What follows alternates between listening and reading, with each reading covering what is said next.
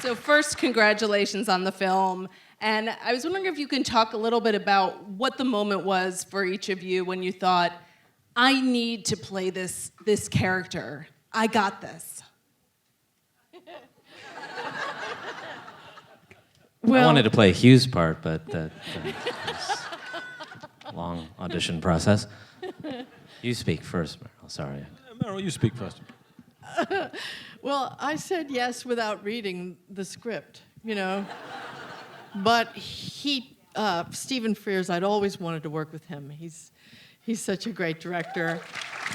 And we'd circled that possibility before over the years, but it never worked out. And so it was so great that he called me, and he said, I have something for you. And I said, great, yes, I'll do it. And he said, it's about Florence Foster Jenkins, and I knew about her. So I didn't know if I could do it, but I loved the idea. And then the script came, it was great. How about you, Hugh? Yes, I had tried to put show business behind me, actually. I was busy doing other things, and then Frears, who's half mad, I kept bumping into him at political events. We're doing all this politics, and he said, I've got a script. And it was a script that was funny and sad, which I like doing those films, because it means when the funny bits don't work, you can pretend that was meant to be a sad bit. And he was directing, and he's classy. I really don't know why, but he's regarded as classy. The French go mad for him. I was in Paris with him the other. Stephen Frears.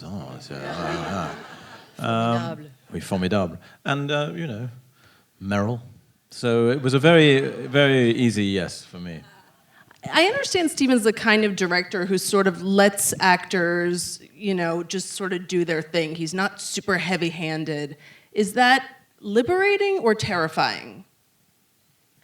First, you have to let Simon answer his question about what he knew about it. Well, okay, then. Yes, it was not a long deliberation for me. I think I was actually going to like a therapy appointment, and I got an email, and I saw these names, Stephen Frears, Meryl Streep, and I thought, oh, this is spam. This is a spam thing. Or I'm invited to a screening to critique it, and I'm sure it's brilliant, and I'll be very bitter that I wasn't in it. No, I got it. It was from the casting director, and Kathleen Chopin, appropriately named, and so great at her job. I mean, look at the taste level. So she told Stephen to hire me, and that was it. And he had no idea who I was, and he has a short attention span, and so he just believed her. And that was I met with him, and I think he just thought, well, he probably thought, I'm not going to waste my time running around the world. I found him here, just because I was there. It could have been a busboy that sat down. And you, of course, you already knew how to play piano, so you had that going for you as well. Well. I did. That's all he cared about, too. And I said, but anyway, this character, but how well can you play? Well, I played jazz, but I think this script is, well, if I put this in front, can you play Mozart? And I just started sort of bluffing, but because I really wanted to be because it wasn't spam, it was a real moment. I was really there. Whatever you need, Stephen. Who has the best Frears impression? The three of you have done them. Who do you... Dueling Frears is a game we used to play. I don't know. No, he really sounds like Morgan Freeman. But yeah. He's not here, so we can do whatever right. we want. No, it doesn't sound like he ate Gollum or anything. That's just my impression of him. Meryl, I was wondering if you could talk a little bit about finding this character of Florence who, in lesser hands could have been played just as a punchline, and she has so much dignity and so much love for what she's doing, sometimes misguided, but it's so beautiful to watch, and I think it's such a fine line that you have to walk playing that character. So can you talk about that a little bit? Yeah, I'll talk about that because it was something that I worried about when we were shooting. I was aware that there were moments when I was afraid that the film was looking at her, or even Stephen was looking at her as a joke. And I really, oh, I'm going to have to take that. I'm so sorry. Is it Stephen? It's Stephen. He knows. Okay. Whoops. He heard Okay. your impression. Yeah. I don't sound like that. Oh, God, that was funny. That's amazing. Yeah. Put him on speaker. And Now I feel I'm being watched. Anyway, what was the question? Oh, yeah. So I didn't want her to be made fun of, and because women of that era and that weight and that sort of with her preposterous delusions, you know, they're ridiculous. Women of that age are notoriously the brunt of fun. I mean, there's a whole series of New Yorker cartoons that star that woman, and Marx Brothers movies star that person, and she is a figure of ridicule. But to me, there was something so pure, and the secret was in her popularity. There had to be something more than just bad singing and ridicule. There had to be something that drew people to her and made them love her and want to see this over and over. Because if it's just bad singing, you'd leave, you know.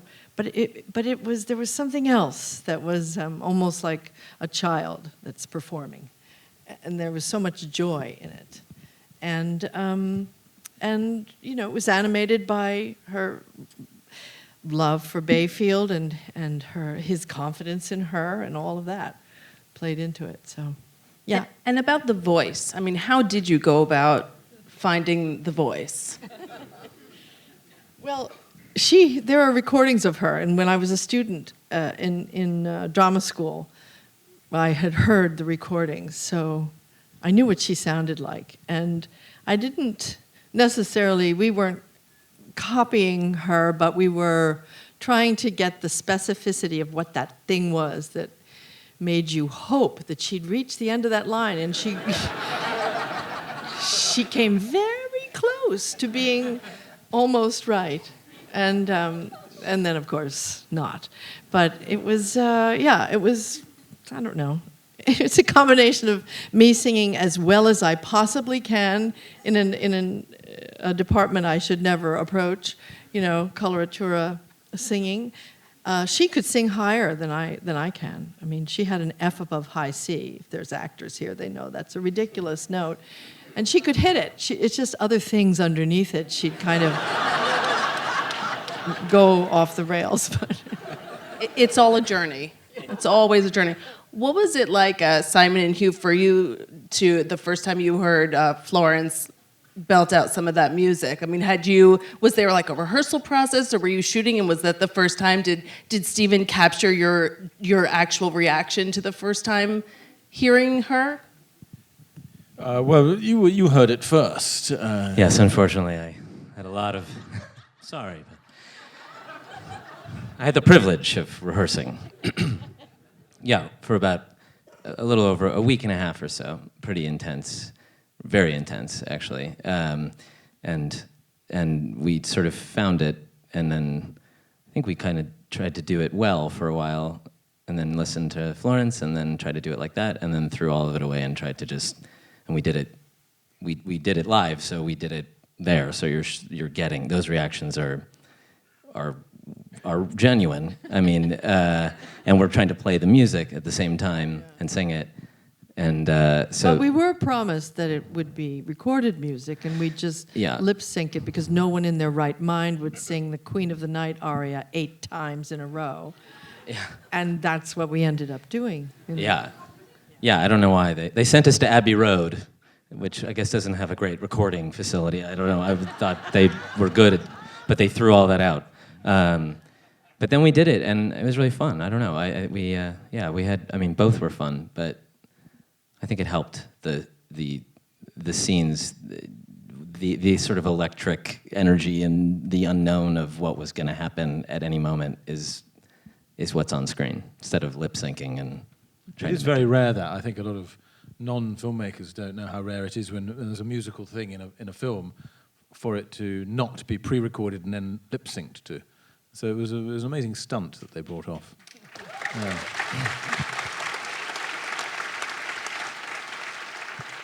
I compensated by pre-recording my entire performance and then lip syncing to that, which I did rather well. Abbey Road as well. Yes. I wanted to ask you about St. Clair, a character that I feel like I've never seen on film before. And your performance is so wonderful. And all along I kept, as I was watching the movie, waiting for that moment where he betrays her. And maybe the cynic in me, thinking, oh, he's in it for the money or there's something else. And it's such a beautiful relationship between these two characters. Did you know each other before? Did you spend time together to create that, to have that level of comfort with each other? No. We wanted a little bit of rehearsal. We hardly know each other now. No, really. I've tried to get to know her, but it's impossible. He's opaque. No, we tried to have rehearsal, but that's again not a Stephen Frears thing. No. Very sulkily, he conceded to 4 mornings rehearsal, and we all turned up and never did 1 minute's rehearsal in there. We just chatted about immigration, politics, football. Yeah. We had sushi from Whole Foods. It was good. Yeah. Yeah. So no, anything that works was just credit to the screenwriter, really, Nick Martin, and he did a great job. I think sometimes I love a movie most when you walk away and you think any one of these people could have his or her own movie about their lives and what got them to that point. And I was so fascinated by the three of you, by other characters in the film as well. Can you talk about the research that you did going into playing these characters? Because certainly there's also an extra pressure when you're playing an actual person or who exists. I did an uncharacteristic amount of research because normally I do none. And I was a little intimidated by the project. There was very important people in it. And so in my panic, I actually came here to New York. I went to Lincoln Center, and where Bayfield's diaries and letters have been preserved. And, that was the key for me, because he was a touching character, that beneath this debonair, smooth, assured exterior, he was an out-of-work actor, really, and a lost soul. He was the illegitimate grandson of an earl, but with no family. He'd wandered the world trying to get a job as an actor, and ended up finally in New York and meets Florence. So I loved the contrast between his exterior and his interior. And I also liked the fact that our relationship, certainly on my side, and I sometimes think on Florence's, though Meryl may disagree, we've never discussed the part, there was some self-interest at the beginning, and that it's possible for a genuine love affair to have an element of self-interest in it as well as selflessness, if that makes any sense. Yeah, well, I didn't see anything in it for me except how fabulous you are. There was no money. No money, but nice, perhaps like a necklace to have this fake aristocrat on Florence's arm. But that first dinner where where I met you at that dinner, and they handed around the love letters that he had written her and that she had written him. They were together for 35 years. Those letters were heartbreaking and for sure. And felt. I mean, maybe the whole thing. What you were saying about is he in it for the money? He's got something on the side. That happens a lot, and yet people have sustained relationships, and that's really what I mean. Yeah. I like that about the film. It's not compartmentalized. Yeah. It embraces life's complexities. That there can be an element of self-interest that perhaps you're not even aware of. It's subconscious, but there's nevertheless, it becomes absolutely true love. Yeah, and the film used to begin with a trial scene where Bayfield, because there was an inheritance, she kept the will in that briefcase that never left her side, and there were ask some what's in evil there. cousins who came in she was dying and stole the briefcase out of the foyer. And so Bayfield was left without nothing, and he went to court, and so that's how our film began. But it set up such a suspicion of him from the very beginning. You sort of looked at him from arm's length, and Yeah, because in that scene, the family lawyers were so vicious, saying you were just a gold digger, you were just, you didn't love her. And what we found in previews, that what happened with the audience was they started thinking, yeah, maybe he is a gold digger, and then they hated me, and then they didn't care enough, and so we lopped it out. But that was historically true. yeah. And yet, the one of the lines that, even just thinking about it, makes me, I get choked up, when on her deathbed, and he says, "I wasn't laughing." And to me, that it's such a beautiful moment in the film, and it's he's so who he is. Yeah, and I like that line because I often ask myself when I was sort of studying it, why he wouldn't. You might say to someone, especially if they're dying and a bit gaga, and they say, was everyone laughing at you? You might say, no, they weren't laughing. But he doesn't lie to her for the first time, and I think it's powerful because of that. Yeah, I thought that was a beautiful scene. Another favorite of mine was Simon with you and Meryl, and it's such a quiet moment and a short scene, but when you're playing piano side by side, I thought that was such a beautiful scene, and there's so much in that, and I was wondering if you two could talk about that scene.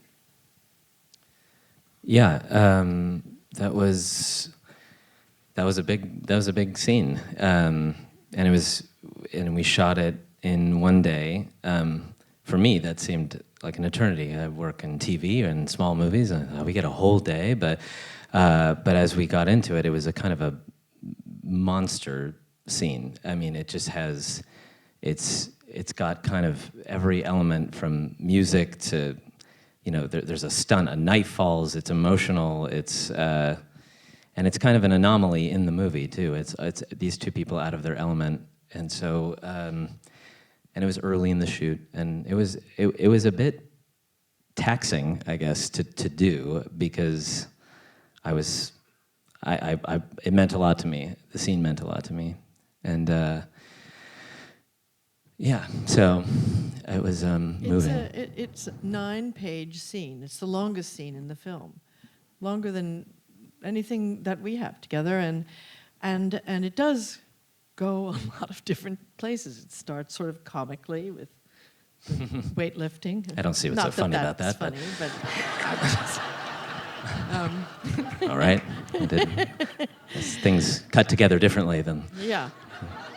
I mean, that could be a whole movie. You're right. Yeah. And he did. Did you see they found this picture of Arnold Schwarzenegger. Yeah. Holding Cosme McMoon over his head. Yeah. Is it in the movie? I think. Yeah, I don't know if it's. No, I think it's not at the end. Oh yeah, anymore. it exists. Yeah, it's a real. Yeah, he did go into bodybuilding, so.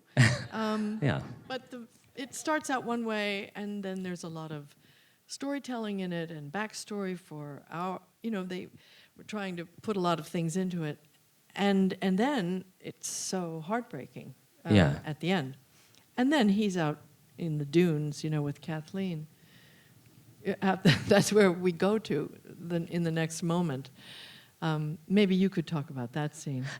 What I really remember about that is that in the following scene in the film, where I come back and I meet you, you're sitting alone at Carnegie Hall. Yeah.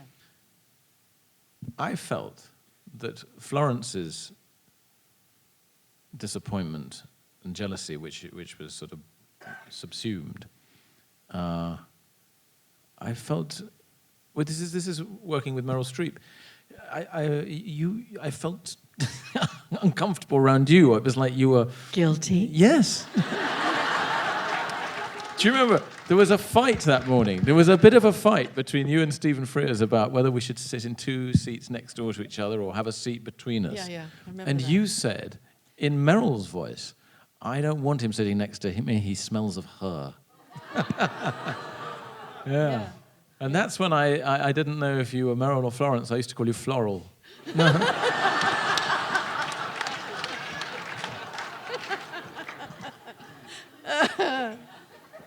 Do the lines blur while you're shooting? No.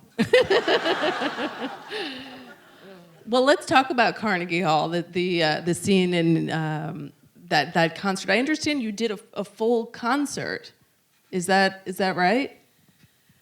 Yes, Yeah, we we- did. We sang all the arias. I sang all the way through. These poor people in London, how they recovered.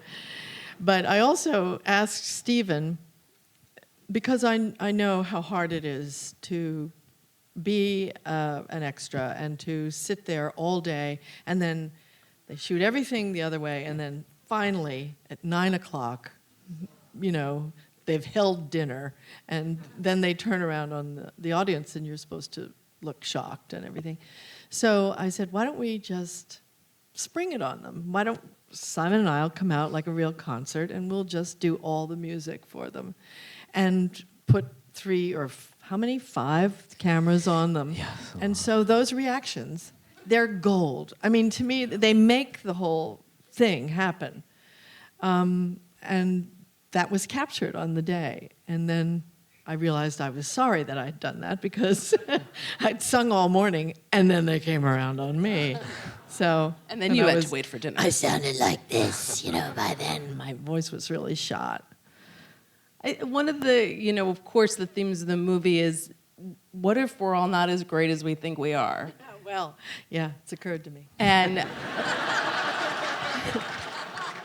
well, I mean, I do want to ask, the three of you are in a room full of actors, and I'm sure everyone here at some point who has acted has thought either, I am awesome, why can't I get that job? Or, God, maybe I'm the only person who thinks I'm great. So I was hoping the three of you could give some, your relationship to that.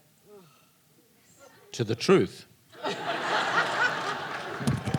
As you perceive it. Well, I cultivate only sycophants around me, so if there's even the slightest danger that someone's going to tell me the truth, I just weed them out of my life.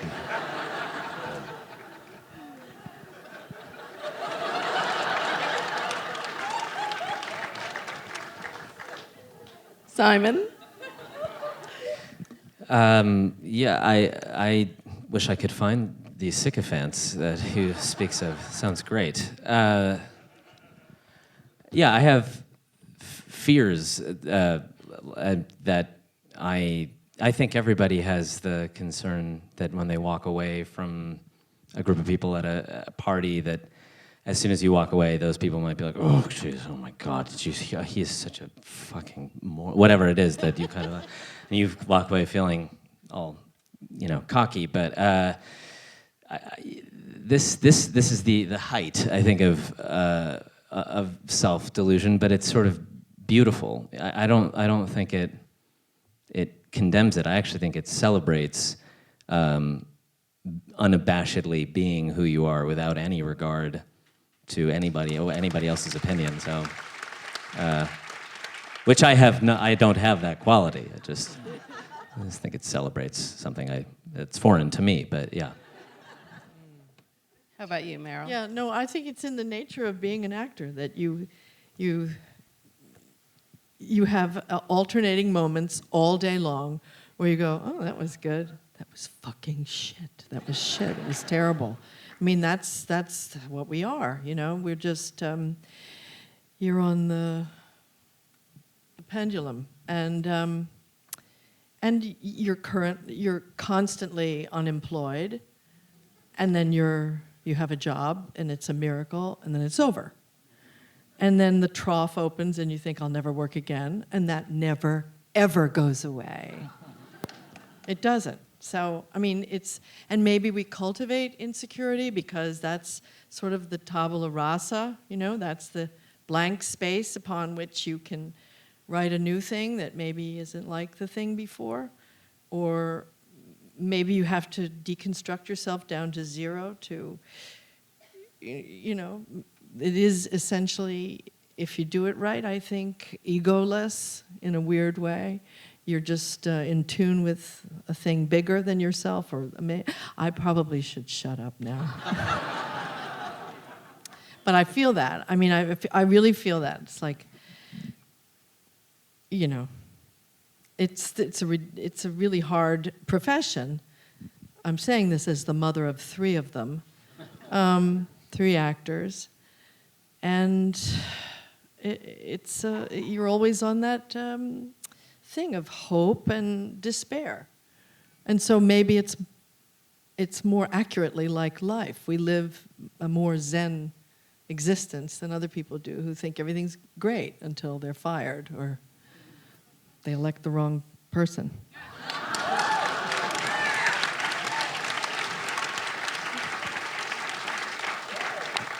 I mean, Simon, I love what you pointed out, and I think it's also something so beautiful about the movie that even though like Florence isn't a good singer, there's so much joy in it for her, and there's so much, you know. Do you remember the first time when you started, any of the 3 of you started acting, that you were like, I don't even care if I'm good in this or not. I love this. I love this gig. That was a long time ago. Yeah, I felt that once, I think, in high school. Yeah, I think you do.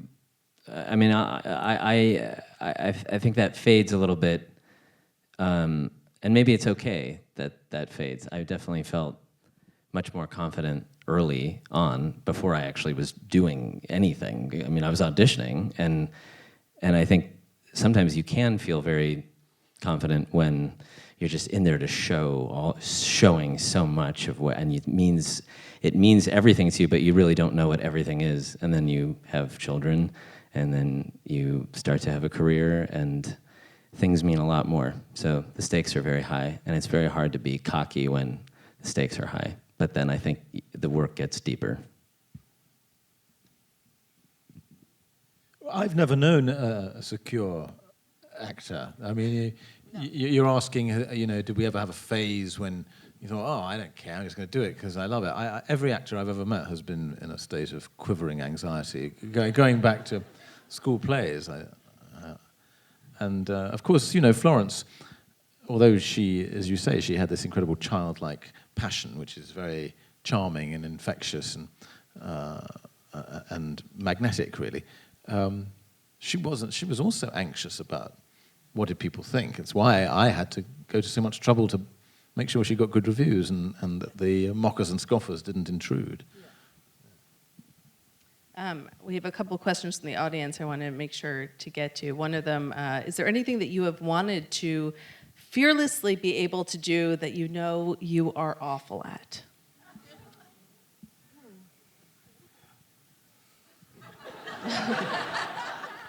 Well, mine is racing driving, for sure. That's my new thing, and I want... Driving? Racing driving, Oh, racing yeah. driving. I passionately want to be good at it, and I'm amazingly bad. Very slow, humiliatingly slow. But there it is. I love it, and I think it makes me enchanting. Yeah. Is that what all the sycophants tell you? Yes, my publicist tells me that. She's quite expensive.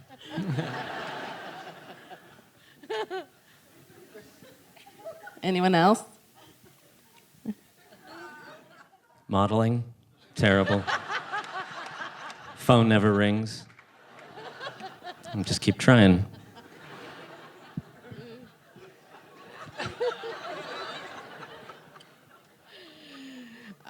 Everything, I don't know, everything I think, that might be fun. There's usually something that comes up to try it. And then I realize why I was never a concert violinist, because it's really fucking hard. But no, I mean, we have a great job. You know, we get to do a lot of different things and to go deep into it and try. But I'm not good at a lot of things, like cooking. But now recently I got very good after Julie and Julia, so I got really good. But I really sucked as a cook. I cooked in quantity. There was always a lot of it, and no one ate it. But What was the cooking story you told me about cooking for Al Pacino? well, I cooked for Al Pacino once when As one I does. had been in a play and maybe I'd been in some plays, but I was not famous, and he was really famous. It was around The Godfather time, and I was living. My boyfriend, he was a good friend of his, and he said, "I invited Al over," and I said, "Al?" He said, Al Pacino, and I said, "Oh my God." But I was making spaghetti. I can't make spaghetti tonight, and I was making this. Oh, I'm sweating now just thinking about it. I was so nervous, and he came in, and they were doing their small talk, and my lip was going like this. I wasn't even talking, and my lip was going like this. I was so nervous, that hyper fame, thing that can make you insane. But Did he eat it? Huh? Did he eat your They food? all ate it. They chewed a lot. This pasta is a little al dente.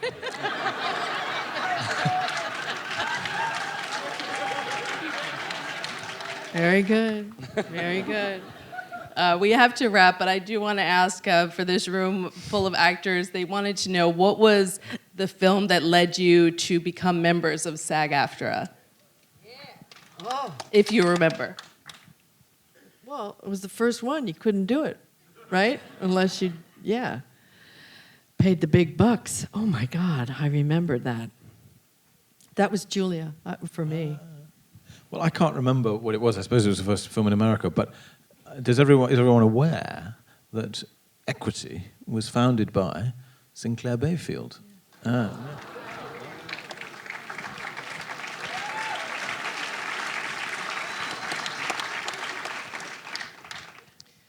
Mine was a small part in a television show called Undeclared that Judd Apatow was doing, and I couldn't afford to pay the dues from my salary. I made less in my day, and I think I got them to sort of split it up. So it was so exciting, and then I went to host at the restaurant I was working at and tried to save up, and it was. I worked one day, but I was very excited. I thought I'd go around just flashing the card at people like I was in the CIA. Someone did that actually. One of these screenings somewhere. I was on the tour doing this, and someone came up right after me and said, "It's okay, I'm SAG-AFTRA. Can I get a picture?" And he flashed his card. I was like, "Oh yeah, well yes, sure. Oh wait, what? You can't just flash that card at me." But I totally complied. Anything. I started taking my belt off, my shoes. It was like, what? Very powerful. This union. Well, the movie is so wonderful, and I want to thank Simon Helberg, Hugh Grant, Thank and you for Meryl doing Streep this. so much for joining us. Thank you. And thank you all so much for Thank you, coming guys. out.